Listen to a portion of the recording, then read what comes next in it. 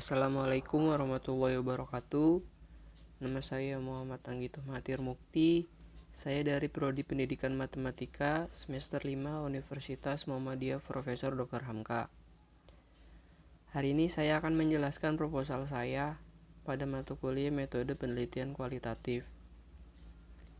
Judul proposal saya adalah Analisis Pengaruh Waktu Belajar Terhadap Minat Belajar dan Hasil Belajar Matematika kelas 7 SMP dengan materi persamaan dan pertidaksamaan linier. Alasan saya menggunakan judul seperti itu karena yang pertama, saya pernah mengalami waktu belajar yang tidak pernah saya rasakan selama saya di bangku sekolah, yaitu waktu belajar di siang hari. Bahkan hingga sore hari saya masih belajar di sekolah, karena memang fasilitas dari sekolah kurang bisa memadai untuk seluruh siswa-siswi yang ada di sekolah tersebut.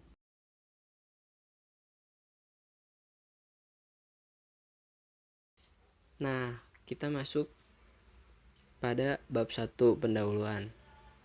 Dalam pendahuluan terdapat latar belakang, identifikasi masalah, rumusan masalah, batasan masalah, tujuan penelitian, dan manfaat penelitian. Nah, yang pertama latar belakang. Di situ saya menjelaskan matematika secara umum dan bagaimana cara untuk bisa kita memahami matematika. Nah, yang kita tahu kan cara untuk bisa memahami matematika adalah dengan belajar.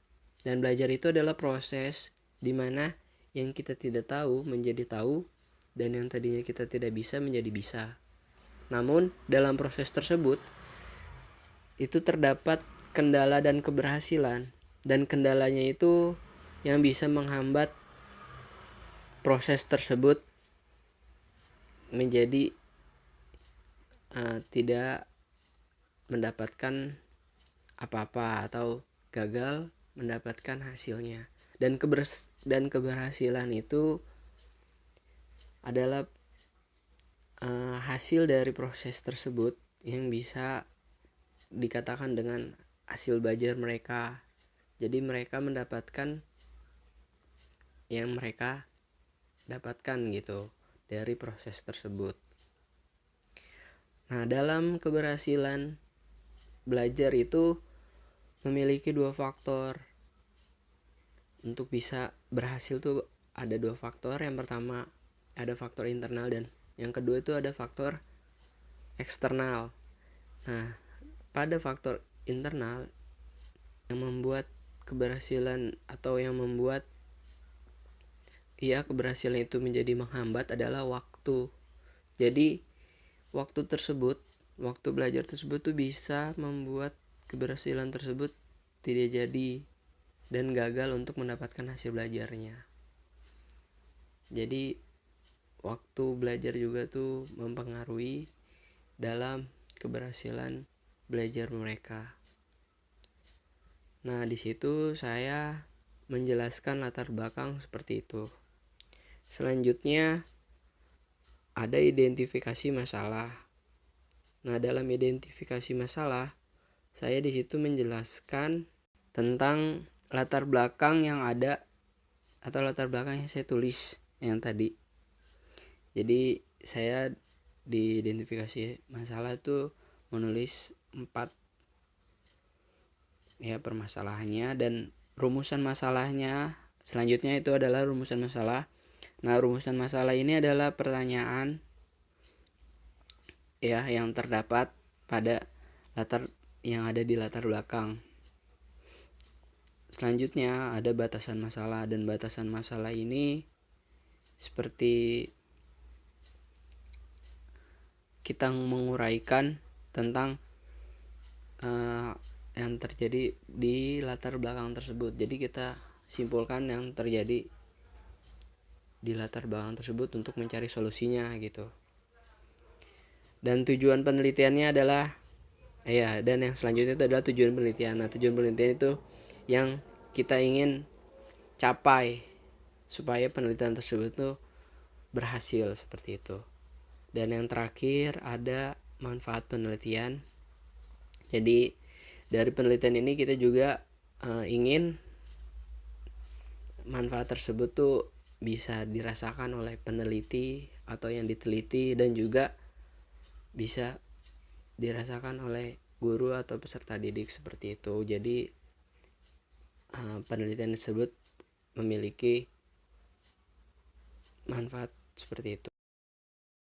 Selanjutnya, nah kita masuk ke bab 2, yaitu kajian teori. Oke, selanjutnya, ya, dalam kajian teori ini terdapat minat belajar, waktu belajar, dan hasil belajar. Jadi saya pada saat bab 2 ini saya menjelaskan tentang minat belajar, waktu belajar, dan hasil belajar. Selanjutnya, nah di sini ada minat belajar ya. Minat belajar, jadi menurut dari para ahli, minat belajar itu apa ya, tentang teori-teorinya. Selanjutnya, nah, waktu belajar juga di sini dijelaskan menurut para ahli ya, arti dari waktu belajar itu apa. Lalu lanjut hasil belajar, dan di sini juga dijelaskan menurut para ahli. Oke, lanjut. Nah, kita di sini masuk ke bab 3, yaitu metode penelitian. Oke, lanjut. Nah, dalam metode penelitian itu terdapat subbabnya. Yang pertama ada jenis penelitian, yang kedua tempat dan waktu penelitian, ketiga subjek penelitian, keempat yaitu adalah teknik pengumpulan data, kelima yaitu adalah instrumen pengumpulan data, keenam adalah teknik analisis data, dan yang terakhir adalah prosedur penelitian. Nah, itu ada di slide selanjutnya ya. Oke, yang pertama itu ada jenis penelitian. Jadi jenis penelitian di sini itu kita menggunakan penelitian deskriptif dengan pendekatan kualitatif. Karena memang kan metode penelitian kita adalah kualitatif. Seperti itu, jadi jenis penelitiannya adalah kualitatif. Dan tempat dan waktu penelitian yang saya lakukan itu pada tanggal 16 dan 23 Desember 2020. Waktu sementara. Itu semester ganjil ya, dan melalui via Zoom meeting. Namun memang belum bisa untuk langsung melakukannya, penelitiannya, atau bertemu langsung dengan yang kita teliti, karena memang masih dalam masa pandemi tersebut ya. Jadi melalui via Zoom. Lalu yang ketiga itu adalah subjek penelitian. Jadi siapa yang ingin kita teliti dan berapa orang yang ingin kita teliti.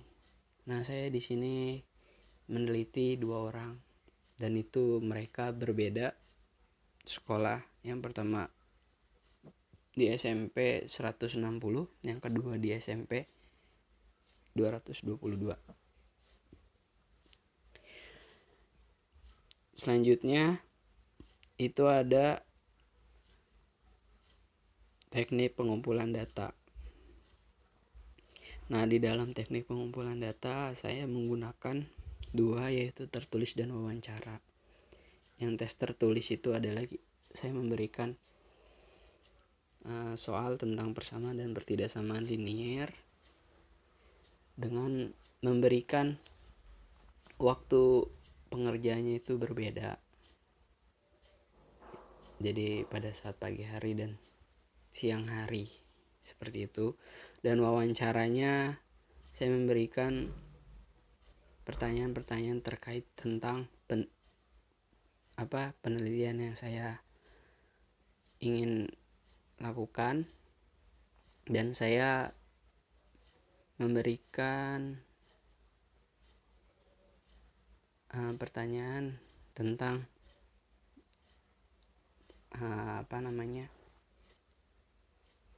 informasi yang kita teliti, maksudnya orang yang kita teliti. Nah, selanjutnya ada instrumen pengumpulan data.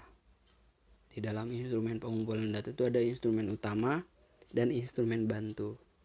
Dalam instrumen utama itu bagaimana kita bisa menetapkan subjek penelitian itu dengan menggunakan apa prosesnya, yaitu kan yang pertama dengan sebagai sumber data, pengumpulan data dan menganalisis data dan membuat kesimpulan. Jadi proses untuk kita memberikan cara kita untuk mendapatkan subjek penelitian. Nah, itu instrumen utama. Lalu instrumen bantu itu adalah merupakan fokus penelitian yang kita kembangkan dan kita harapkan untuk bisa melengkapi data yang kita temukan dengan melalui observasi dan wawancara. Nah, selanjutnya yaitu adalah teknik analisis data. Nah, di dalam teknis analisis data itu kita menggunakan saya menggunakan teknik melakukan observasi untuk bisa mendapatkan data tersebut. Melakukan observasi, mencari fakta tentang pengaruh waktu belajar terhadap hasil dan minat belajar, lalu melakukan wawancara untuk mengetahui informasi yang kita teliti dan mengumpulkan semua data yang kita sudah cari, lalu menarik kesimpulan untuk mengetahui hasilnya. Dan yang terakhir adalah prosedur penelitian. Nah, di dalam prosedur penelitian itu memiliki 3 tahap. Yang pertama tahap persiapan, yang kedua tahap pelaksanaan, dan yang ketiga adalah tahap penyelesaian. Seperti itu. Nah, mungkin itu saja yang saya bisa jelaskan terkait proposal saya. Kurang lebihnya mohon maaf. Semoga teman-teman atau Bapak Ibu dosen bisa memahami apa yang saya sudah jelaskan. Terima kasih. Wassalamualaikum warahmatullahi wabarakatuh.